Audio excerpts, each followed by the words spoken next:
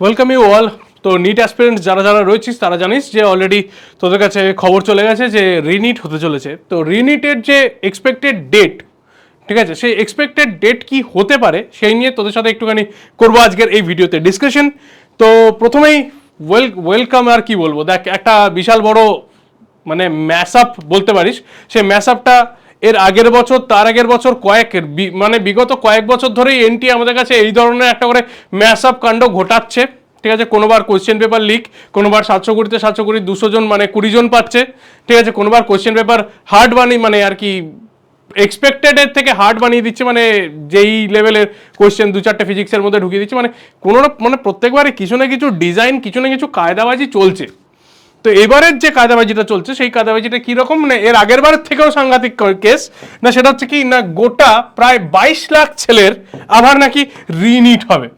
ঠিক আছে, দেখ প্রথম কথা, রিনিট এই যে জিনিসটা, এই জিনিসটাকে অর্গানাইজ করার পিছনেও দেখ, এরা তো একটা সংস্থা, এরা কি করবে, আবার চলো আবার একটা পরীক্ষা নিচ্ছি বলে চালিয়ে দেবে। কিন্তু এইটার ফলে স্টুডেন্টদের উপরে যে এফেক্টটা পড়ে, সেই এফেক্টটার ক্রেডিবিলিটি বা সেই এফেক্টটার জন্য কে রেসপন্সিবিলিটি নেবে সেটা কিন্তু আজ অবধি কেউ কোনোদিন বলেনি। স্যার রিটেস্ট হয়ে যাবে, কোয়েশ্চেন পেপার লিক হচ্ছে, এটা হচ্ছে ওটা হচ্ছে, বিভিন্ন ধরনের জিনিসপত্র জানতে পারছি, কিন্তু এর রেসপন্সিবিলিটিটা কার যাবে? কে এই রিনিটটার জন্য কিছু স্টুডেন্টের যদি কারোর মেন্টালি কোনো একটা প্রবলেমের কারণের জন্য হঠাৎ করে সেই মুহূর্তে যদি ব্রেকডাউন হয়ে যায়, আগের বার ভালো দিয়েছিল এবার যদি সে ভালো না দিতে পারে, তাহলে তার রেসপন্সিবিলিটিটা কে নেবে? সেটা কাইন্ডলি একটু এনটিএ সাহেবে যারা যারা বসে রয়েছেন বড় বড় মাথারা, তারা একটু ভাববেন।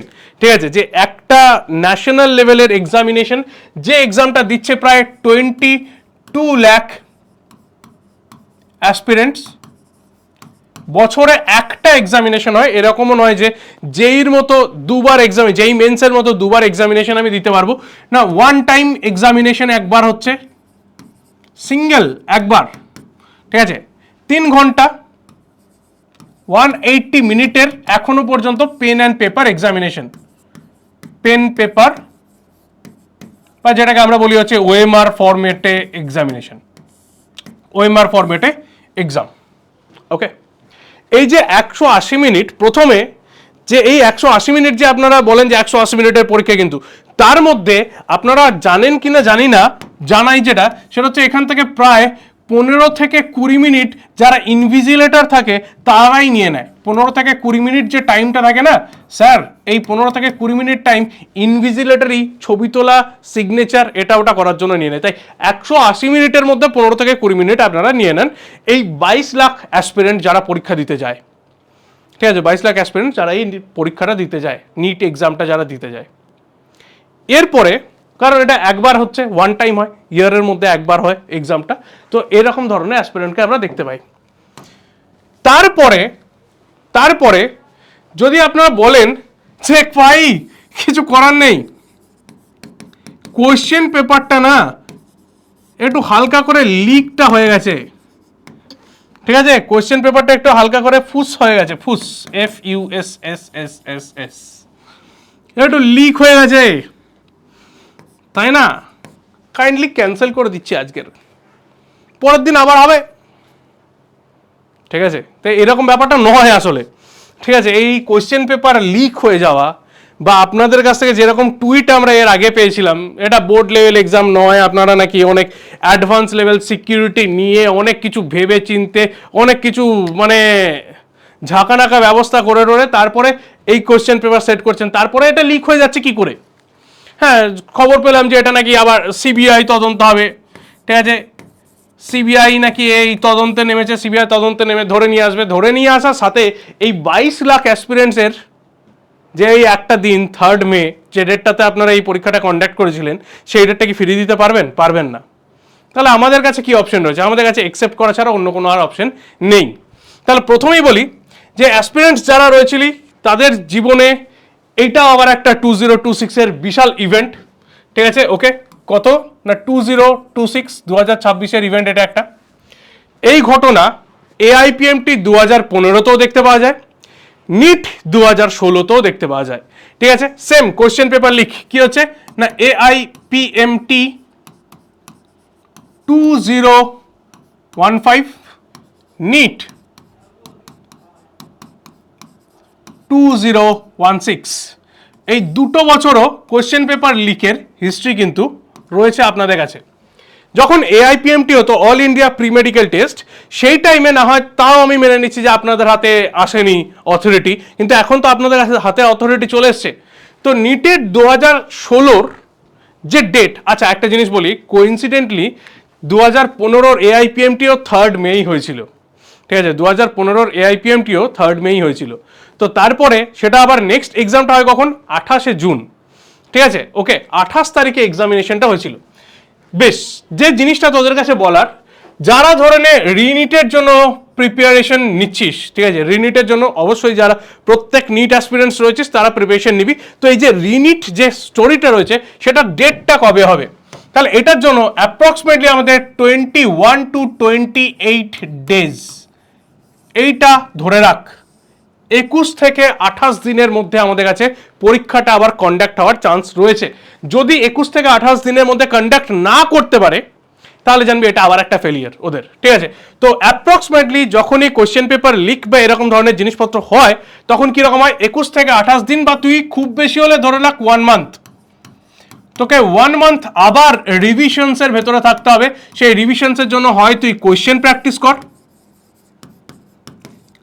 প্র্যাকটিস কর, তার সঙ্গে সঙ্গে কনসেপ্ট, এই দুটোকেই আবার একবার ব্রাশ আপ করা স্টার্ট করে দে, ওকে। কারণ জানিস যে জিনিসপত্রগুলো আমরা ছেড়ে দিয়েছিলাম 3 তারিখের পর, আজকে মোটামুটি 10 তারিখ 12 তারিখ হয়ে গেল, ঠিক আছে, আজকে ধরনের 12 তারিখ 13 তারিখ হয়ে যাচ্ছে।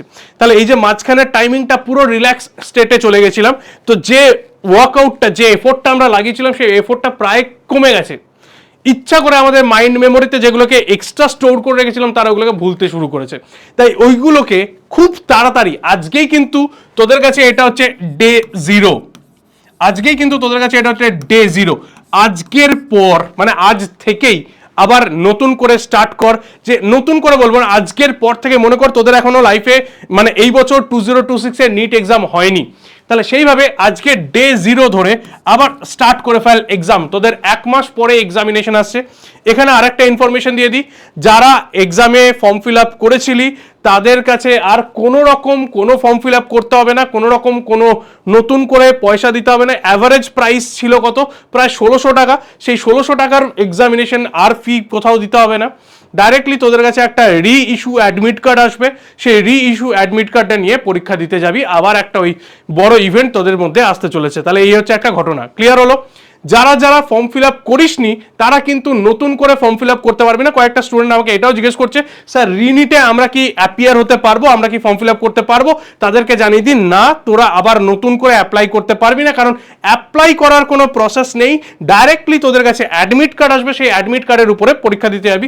যেখানে ভেন্যু থাকবে সেরকম জায়গায়, হোপফুলি ভেন্যু হয়তো সেমই থাকা উচিত, বা হয়তো একটু আশেপাশেই থাকবে, খুব দূরে হয়তো থাকবে না, ঠিক আছে। সেটা কিরকম কি করবে ওদের সিস্টেমের উপর দেখতে পাবি। তো এক্সপেক্টেড যে ডেটটা আমরা দেখতে পাচ্ছি সেটা হচ্ছে কি, তোদের কাছে 21 থেকে 28 দিনের মধ্যে এই এক্সামটাকে আবার কন্ডাক্ট করা হবে। 1 মান্থ তোরা ধরে রাখতে পারিস যে তোদের কাছে 1 মান্থ টাইম রয়েছে। তো 1 মান্থের মধ্যে রিভিশন স্টার্ট কর, সেটা কোয়েশ্চেন প্র্যাকটিসের মাধ্যমে করতে পারিস, কনসেপ্টের মাধ্যমে করতে পারিস। আর যেভাবে তোদের কাছে আমরা হেল্প করতে পারবো তার জন্য তা কমেন্ট সেকশন ওপেন রইল। PW বাংলা নিট অ্যান্ড জেনপাস চ্যানেলে সেই রকম ধরনের তোদের ডিমান্ডে যে কোনো একটা সিরিজকে নিয়ে আসবো যেটা তোদের কাছে ইজি হয়।